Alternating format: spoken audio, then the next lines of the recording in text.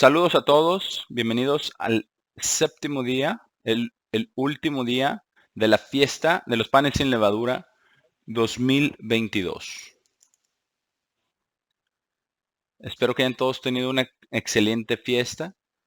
Espero que hayan tomado el tiempo para acercarse a Dios en oración, en estudio, en arrepentimiento, en, en resolver las cosas que tiene que resolver usted en su vida y que Dios le haya ayudado a usted a resolver todo eso. Y aquí estamos hoy en el séptimo día. Y se nos dice en Levítico 23, vamos a Levítico 23. Como siempre vamos a Levítico 23 en los días santos de Dios en las fiestas. Porque aquí es donde Dios ha dado sus fiestas santas en secuencia con las fechas y de acuerdo con el calendario hebreo y con los meses en el calendario hebreo. Versículo 6, Levítico 23. Y en el quinceavo día del mismo mes es la fiesta de panes sin levadura al Señor.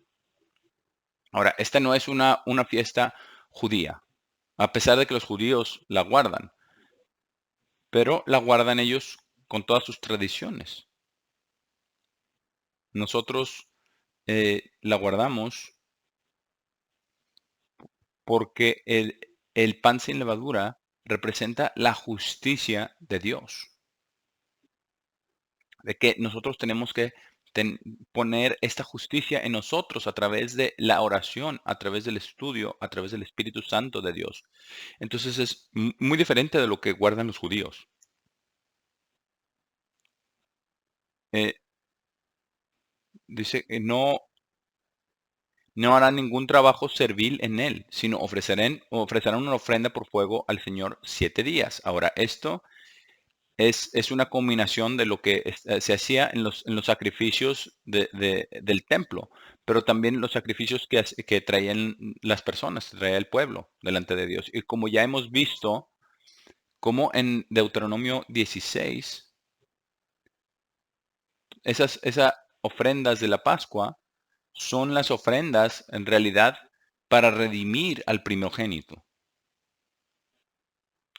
Y realmente no tienen nada que ver con la misma Pascua. Son realmente se llaman ofrendas de la Pascua simplemente porque fueron ofrecidas en el día, la porción del día del día 14, el día de la Pascua. En el séptimo día tendrán una santa convocación. No harán trabajo servil en él. Y entonces tenemos la ofrenda y nosotros recogemos la ofrenda en este día y eso es lo que Dios quiere que hagamos y en realidad es porque Él lo ordenó y eso fue lo que Él ordenó en Deuteronomio 16 y ya cubrimos eso en el primer día de la fiesta de panes ácimos. Pero nosotros venimos entonces delante de Dios agradecidos y regocijados por poder participar en esta fiesta. Así es de que ahora tomamos una pausa y ya volvemos después de la ofrenda.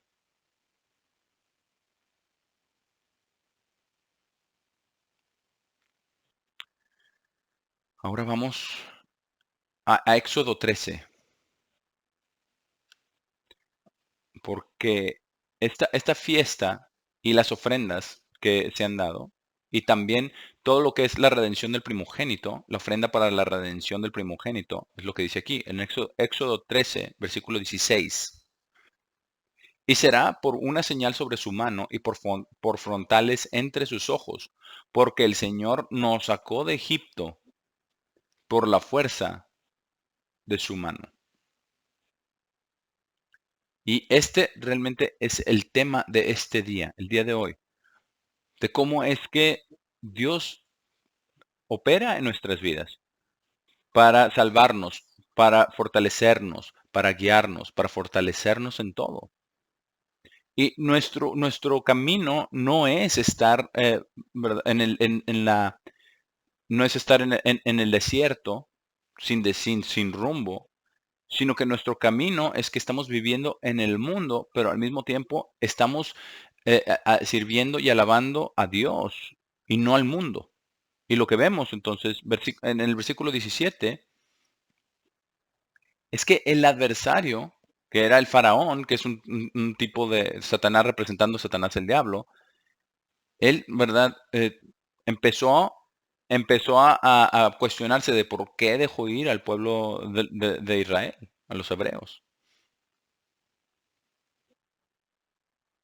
Y vamos a continuar aquí la historia. En el versículo 17 dice, y sucedió cuando el faraón había dejado ir al pueblo, Dios no los llevó por el camino de la tierra de los filisteos, aunque ese estaba cerca, porque Dios dijo, no sea que la gente se arrepenta cuando vean guerra y regresen a Egipto. Porque, porque la gente siempre le gusta simplemente irse por el camino más fácil, por el camino, la salida más rápida. Y muchas veces eso no funciona, no funciona. Lo que aparentemente es fácil no es lo que Dios quiere. Pero aquí vemos la voluntad de Dios es que no los llevó por ese camino que era el más corto. Pero dice que si no Dios llevó al pueblo, versículo 18, hacia el camino del lugar desolado del Mar Rojo, y los hijos de Israel subieron armados de la tierra de Egipto. Y Moisés llevó los huesos de José con él, porque él había hecho jurar estrictamente a los hijos de Israel, diciendo, Dios seguramente los visitará, y ustedes cargarán mis huesos fuera de aquí con ustedes.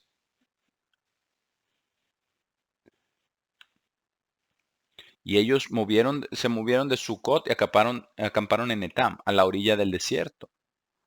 Versículo 21, y el Eterno iba delante de ellos de día en un pilar de nube para guiarlos en el camino, y de noche en un pilar de fuego para darles luz, para ir de día y de noche. Y es muy interesante esto, porque Dios estaba mostrándoles que Él estaba cerca, porque esa nube,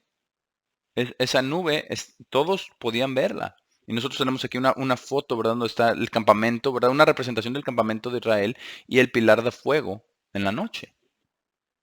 Y Dios quería que los hijos de Israel supieran que Él estaba ahí y que confiaran en Él.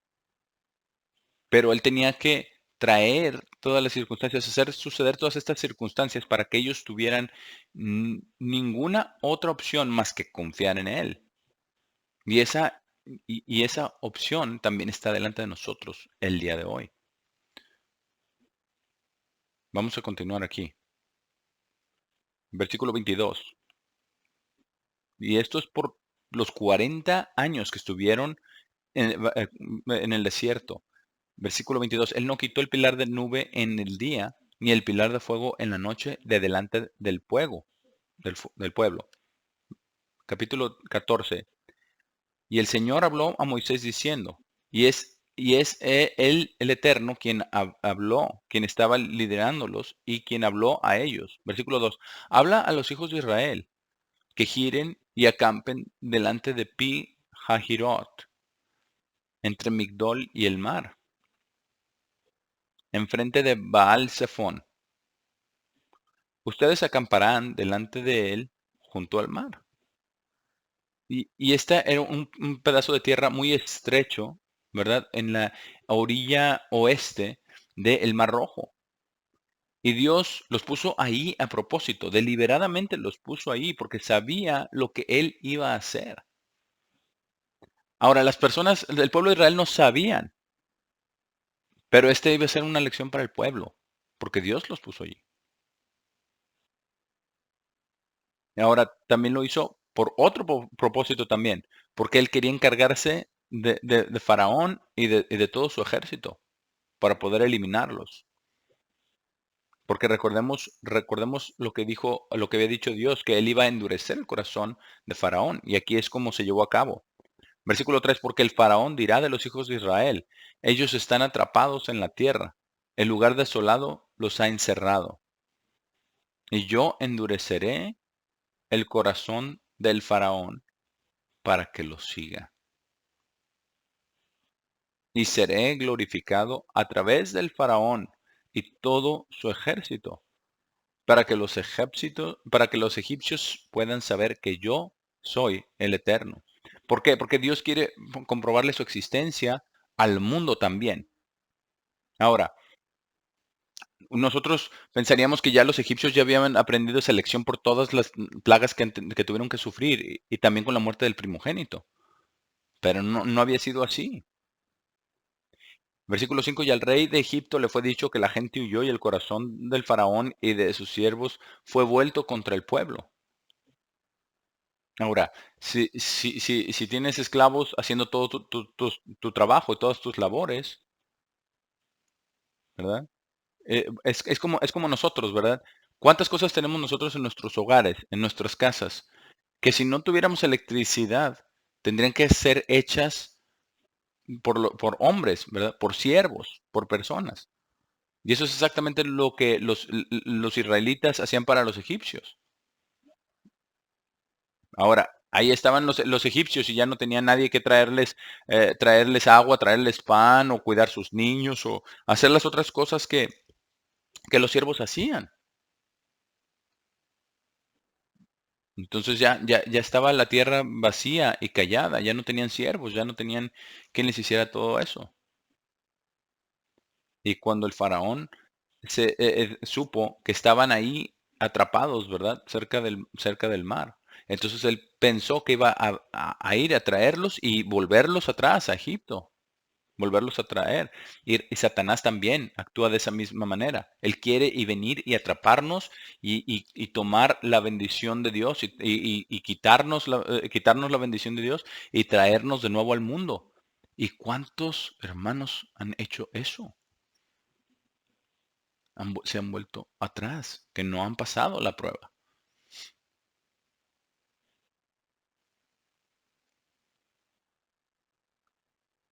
Y entonces dijeron, en el versículo 5 dice, ¿por qué hemos hecho esto? ¿Que hemos dejado ir a Israel de servirnos? Versículo 6, se alistó su carro y tomó a su pueblo con él. Y tomó 600 carros escogidos y todos los carros de Egipto y capitanes sobre cada uno de ellos.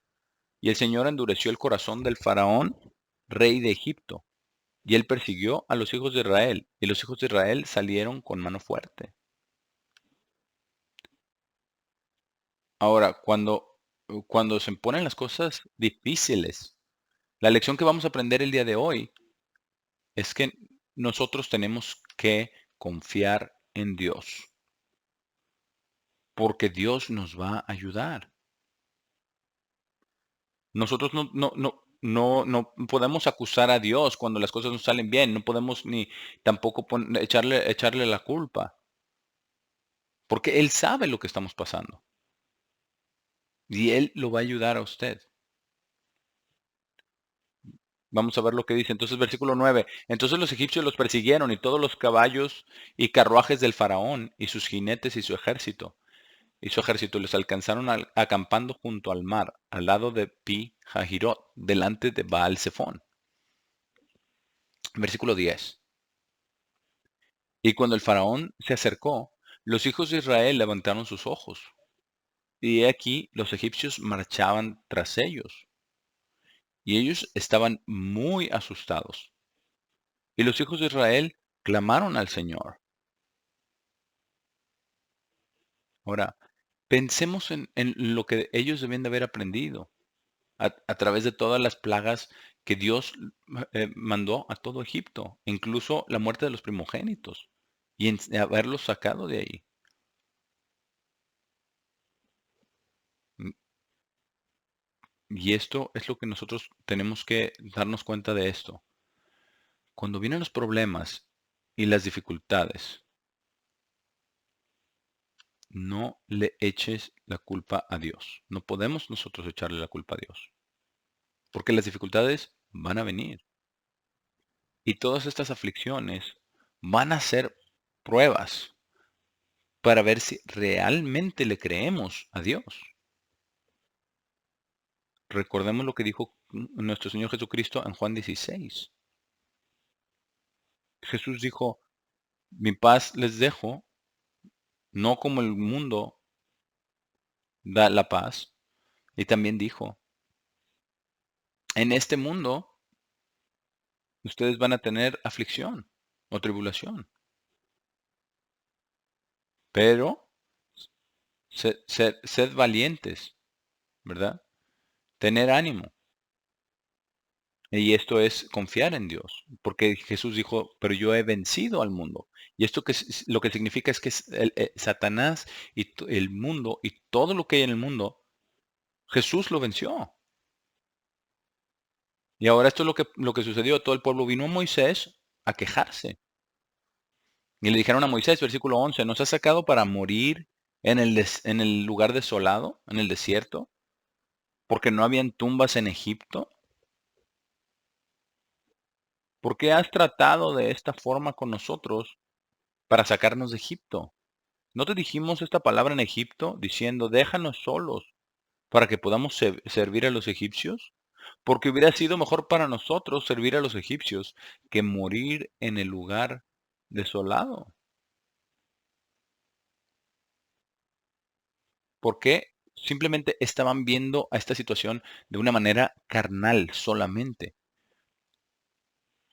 Y y yo no creo que le estaban diciendo estas cosas tan de la manera que está aquí, ¿verdad? Yo creo que porque estaban llorando y estaban suspirando, ¿verdad? Cuando estaban bajo la esclavitud, cuando estaban bajo el yugo de la esclavitud, y le estaban clamando a Aarón y a Moisés que los sacaran de ahí. Y luego cuando salieron de Ramses, salieron con mano alta, ¿verdad? Y brazo extendido, alabando a Dios, cantando canciones, ¿verdad? Llenos de los despojos de los egipcios.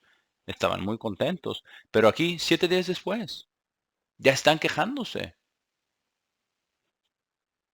Vamos a ver lo que dice Moisés, porque aquí está el núcleo de todo esto. Estos 3 versículos que siguen aquí.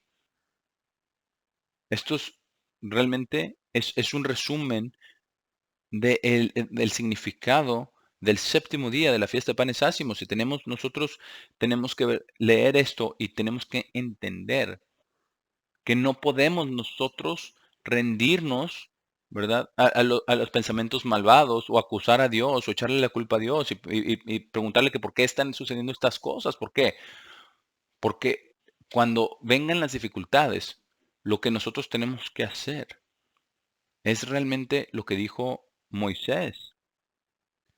Versículo 13. Moisés dijo al pueblo, no teman, no teman. Y eso es lo que dice Jesucristo, no teman, no teman lo que lo que les puede hacer el hombre. Les pueden quitar su vida. Dice, pero después de eso ya no pueden hacer nada más. Y nosotros sabemos entonces que el Espíritu vuelve a Dios que lo dio y entonces nosotros aguardamos la resurrección.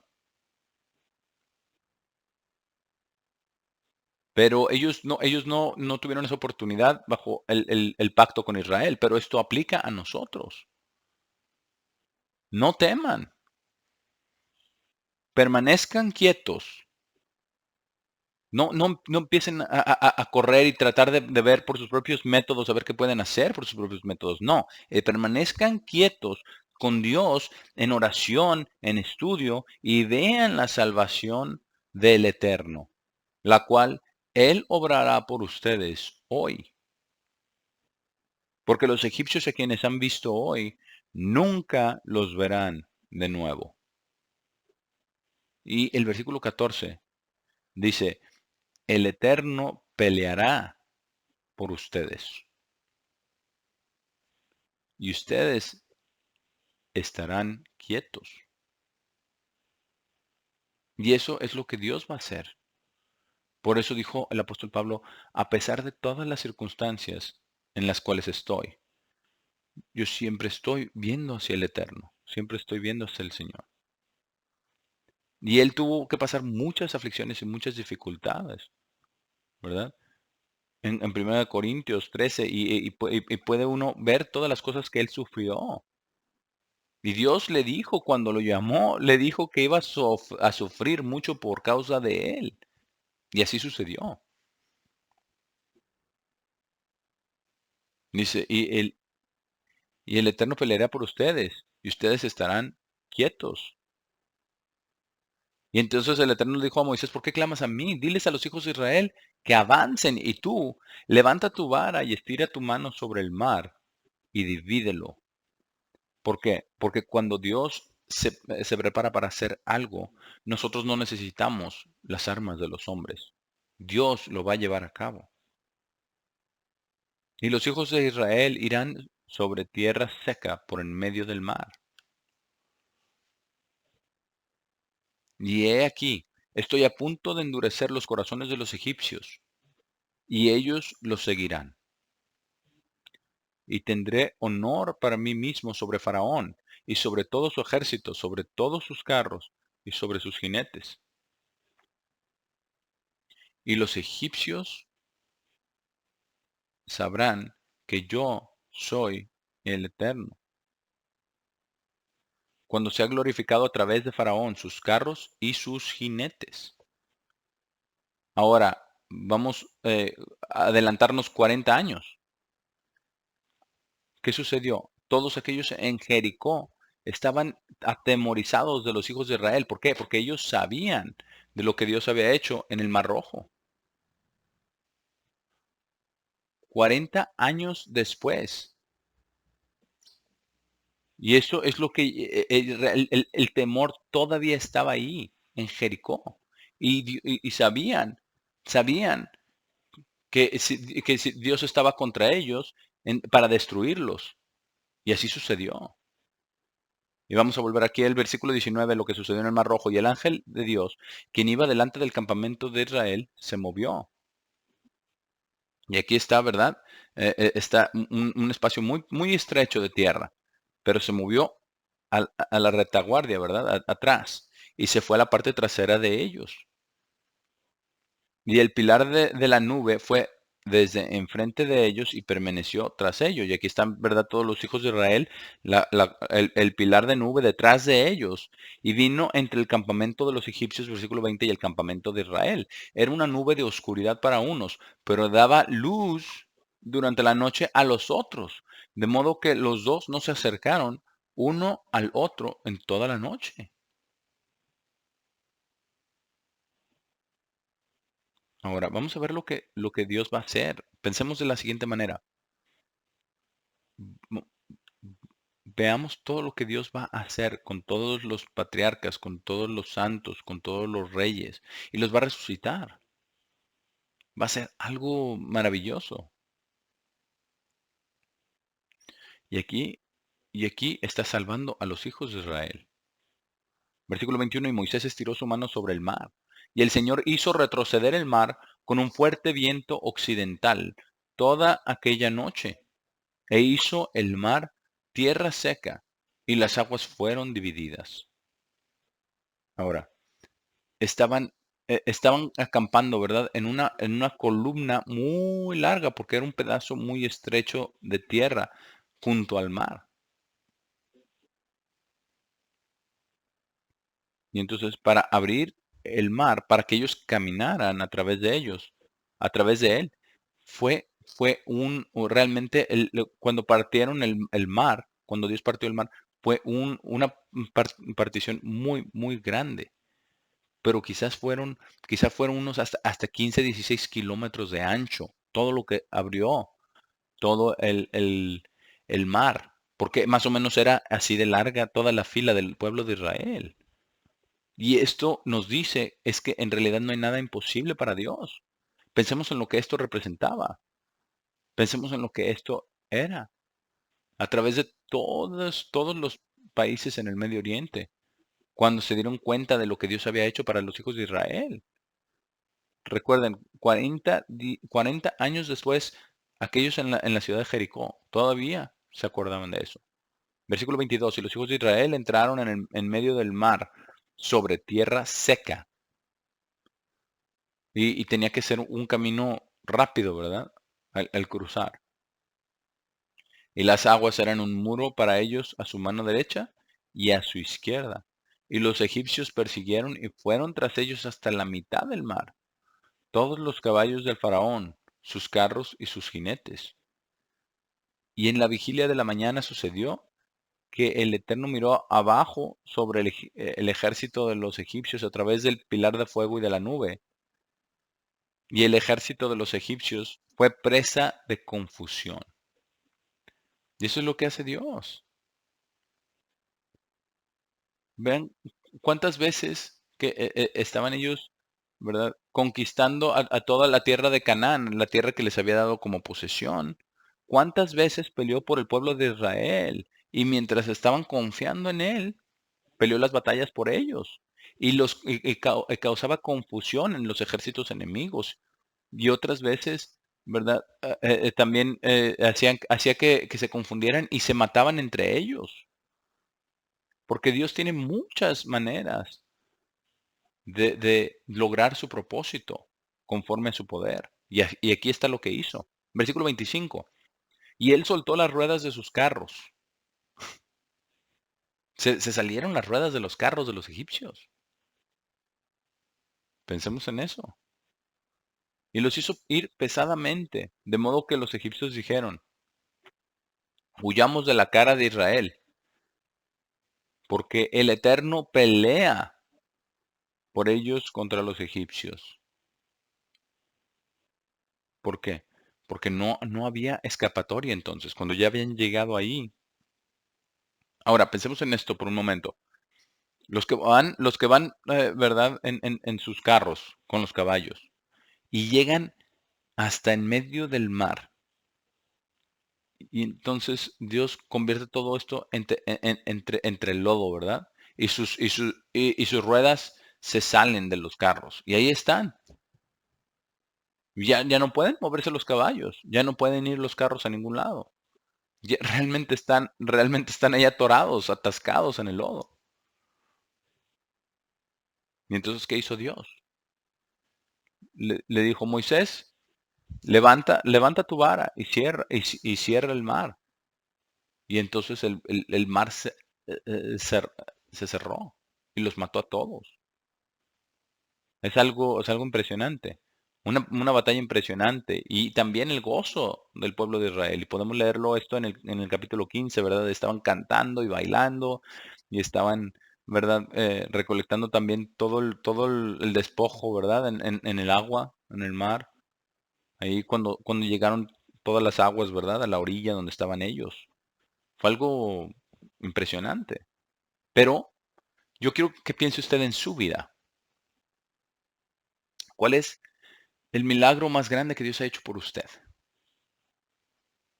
¿Que no es acaso haberlo sacado a usted del mundo y haberle dado su Espíritu Santo a usted y ayudarle a usted a entender su plan, su propósito, de que nosotros vamos a ser como Dios, como sus hijos e hijas? ¿Y qué cosa tan maravillosa va a ser esto? Porque cuando la resurrección tome lugar, y obviamente eso es lo que sí, esa es la fiesta santa siguiente, y vamos a hablar acerca de Pentecostés después, pero esto va a ser algo maravilloso para poder regocijarnos en esto. Vamos ahora entonces a algunos de los salmos, y vamos a estar aquí en los salmos por un buen rato, porque David fue un hombre conforme al corazón de Dios, pero David tuvo prueba tras prueba, tras prueba, tras prueba. Muchos problemas en su vida. Pero la razón por la cual él fue un hombre conforme al corazón de Dios es porque él siempre confió en Dios. Y de la misma manera con los profetas y con los patriarcas. Vamos aquí a un ejemplo muy clásico de esto. Salmo 73, perdón. Salmo 73, porque esto nos sucede a todos, a todos. Y la mayoría del resto de este sermón vamos a estar en los salmos. Porque aquí encontramos las promesas de Dios para poder ayudarnos. Todas las promesas de Dios para intervenir por nosotros. Salmo 73. Y esto es muy interesante de la manera de la cual comienza este salmo. Salmo 73. Dice, es un salmo de Asaf, y Asaf era uno de los sacerdotes. Ahora, veamos cómo comienza este salmo y pongamos atención a todo lo que él admite, porque muchas veces estas cosas nos suceden en una manera muy, muy similar. Versículo 1. Verdaderamente Dios es bueno para Israel, e incluso para aquellos que son puros de corazón. Pero vamos a ver lo que dice en el versículo 2. Pongamos atención en esto. Y quizás usted pueda identificarse mucho con esto. Porque cuando usted está pasando por una prueba y no está confiando en Dios,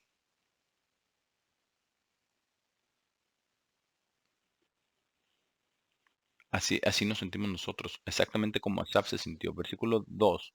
Pero en cuanto a mí, mis pies habían casi tropezado, mis pasos habían casi resbalado.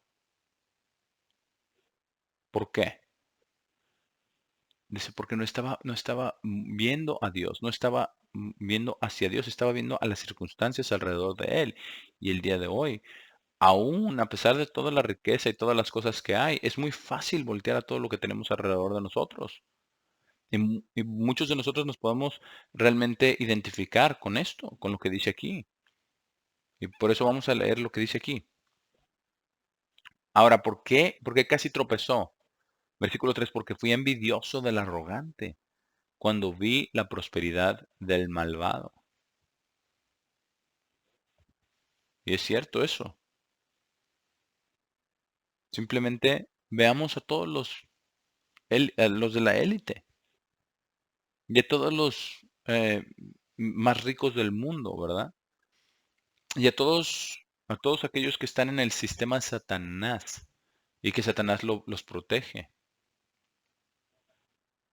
Los protege por lo menos de, de ser juzgados y ser puestos en prisión. Pero las personas que confían en Dios, aún el día de hoy, están siendo encarcelados aún el día de hoy. Por ejemplo, en Finlandia, si usted confesa a Jesucristo, tal vez lo pongan en prisión. Y a lo mejor esto va a llegar aquí también.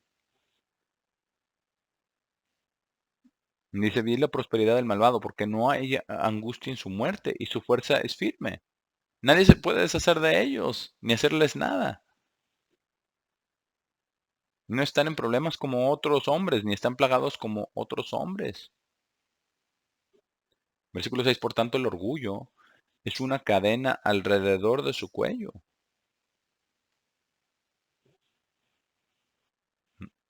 No, no, no eso describe eso acaso a Hillary Clinton completamente. Eso es lo que dice ahí. Dice la violencia los cubre como un vestido.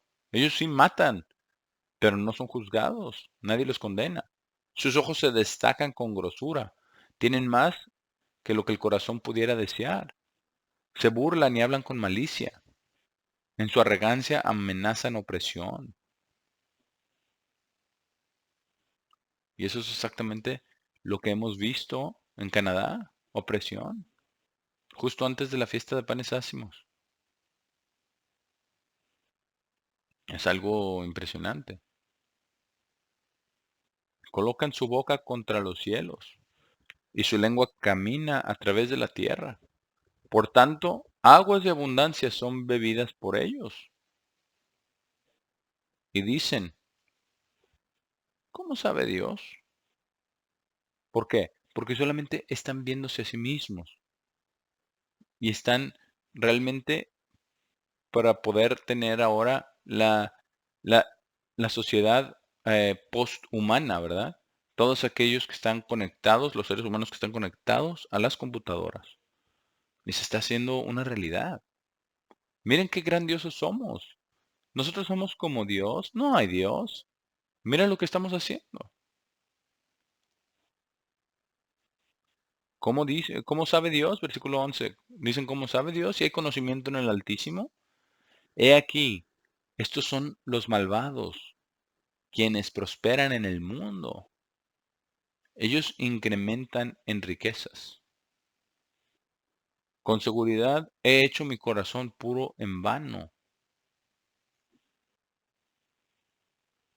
¿De verdad vale la pena ser cristiano?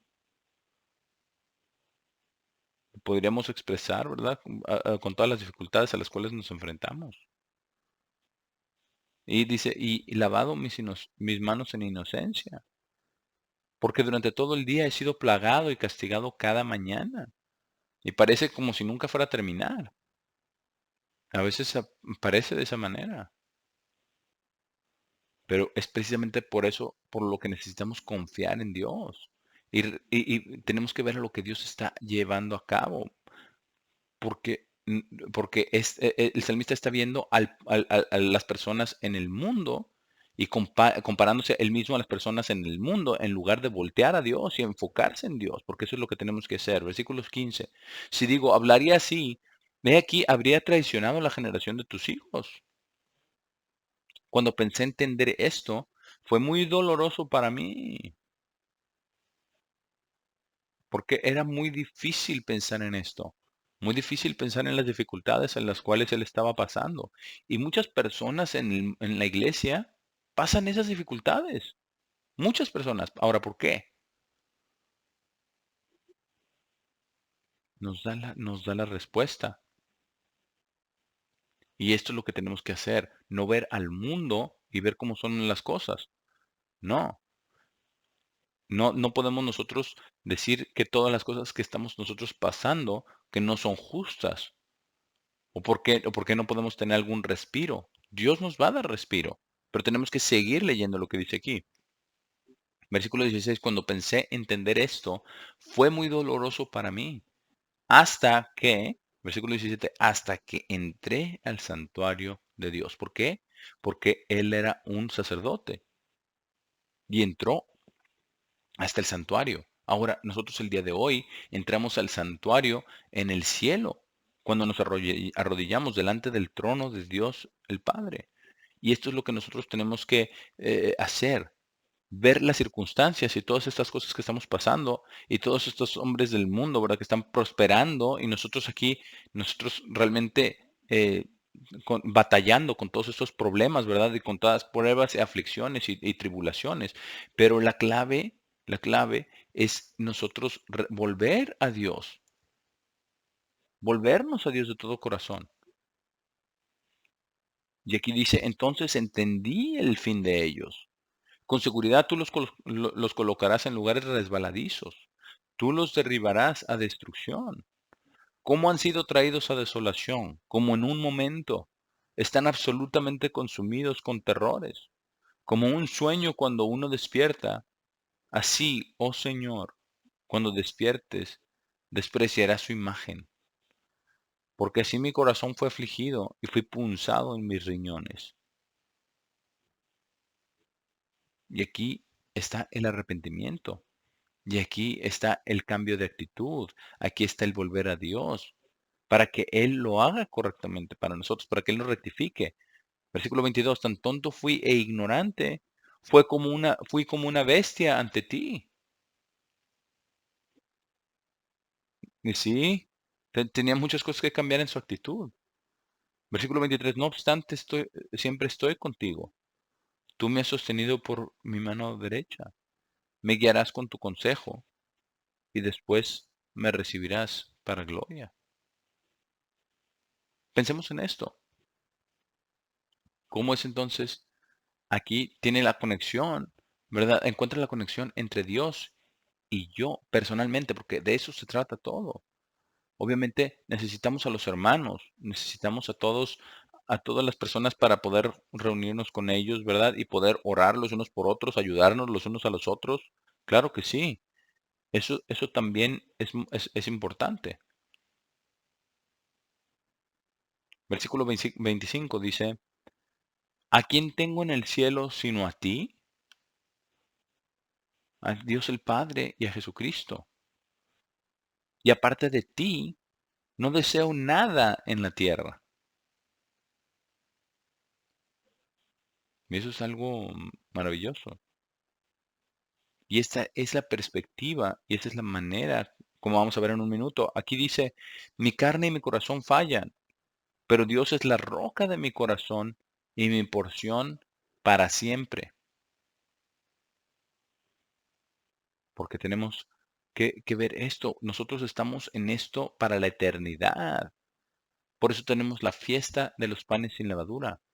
Por eso venimos a Dios, para que nos dé de su justicia y de su verdad, y que nos dé la fortaleza para poder sobreponernos al pecado, para sacarlo, para estar convencidos, para tener conocimiento, para tener entendimiento, para tener la fidelidad a Dios y confiar en Él. Versículo 27, porque he aquí, aquellos quienes estén lejos de ti perecerán. Tú has destruido a todos quienes de ti van prostituyéndose. Y eso va a ser en el lago de fuego. Versículo 28, y para mí, es bueno para mí acercarme a Dios. Y esa es la solución. Esa es la solución. No quejarnos como los hijos de Israel, sino esto, acercarnos a Dios. Para mí, es bueno para mí acercarme a Dios. He hecho al eterno mi Dios mi refugio, para que pueda declarar todas tus obras. Es algo maravilloso. Es una lección maravillosa, la cual aprendió Asaf, para que nosotros pudiéramos saber y entender lo que nosotros tenemos que hacer el día de hoy. Por eso la palabra de Dios es tan maravillosa y tan poderosa. Por eso es por lo que nosotros necesitamos realmente estudiar, orar, acercarnos a Dios, especialmente en estos días que tenemos antes de que vengan los problemas, porque los problemas van a venir y vamos a tener que confiar en Dios y vamos a tener que tener también la mente de Cristo, donde nuestra mente está ya fijada y está ya hecha como un pedernal. Y a lo mejor tendremos que volvernos militantes en realidad, hasta el punto de declarar el poder de Dios y lo que Dios va a hacer. Entonces vamos a tomar una pausa y volvemos después de la pausa y vamos a continuar entonces este día último de los panes sin levadura.